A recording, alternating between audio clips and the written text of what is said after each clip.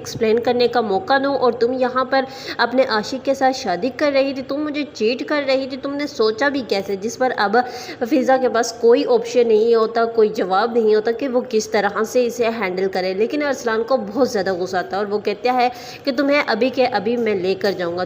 तुम्हें बड़ा शौक था ना मॉम से माफ़ी मंगवाने का और इज़्ज़त के साथ हमारे घर आने का, आज तो मैं तुम्हें भरी बारात के सामने जलील करता हुआ ही लेकर जाऊँगा। जिस पर फ़िज़ा और फ़िज़ा की माँ दोनों के ही हवास उड़ जाते हैं और फ़िज़ा की माँ भी काफ़ी ज़्यादा परेशान हो जाती है कि वो किस तरह से अब इसको हैंडल करेगा।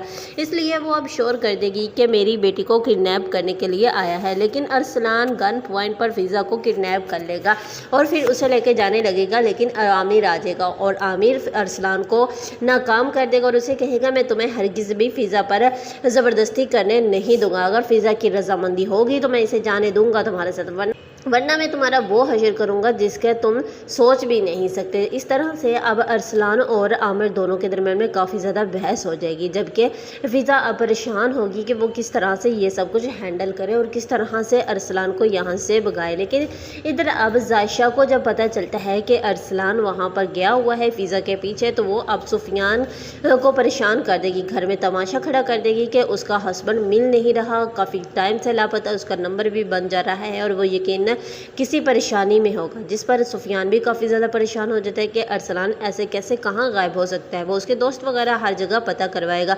ये सब कुछ जायशा की चाल होगी, क्योंकि जायशा को पता होगा कि वो फ़िज़ा के पास ही गया है और फ़िज़ा की शादी रुकवाने, इसलिए वो अब ये चाल चल देगी और सुफियान को अरसलान के पीछे लगा देगी। अरसलान को अब सुफियान हर तरफ से ढूंढ रहा होता है, जबकि अब शीरी का हाथ पांव फूल रहा होता है कि पहले तो अर्शिया उसके हाथ से निकल गई, वो और राफे एक हो गए हैं, उनके दरमियान सारी मुश्किलात सारी परेशानियां क्लियर हो चुकी हैं। और अब अरसलान का अगर सुफियान को पता चल जाएगा तो सुफियान के सामने भी उसका सच आ जाएगा और इस तरह से अब शीरी खाली हाथ रह जाएगी, वो अपने प्लान में कामयाब होते होते नाकाम रह जाएगी। इसलिए वो अब अरसलान को रोकने की कोशिश करेगी, किसी तरह से उसे फ़िज़ा के पास से बुलवाने की कोशिश करेगी।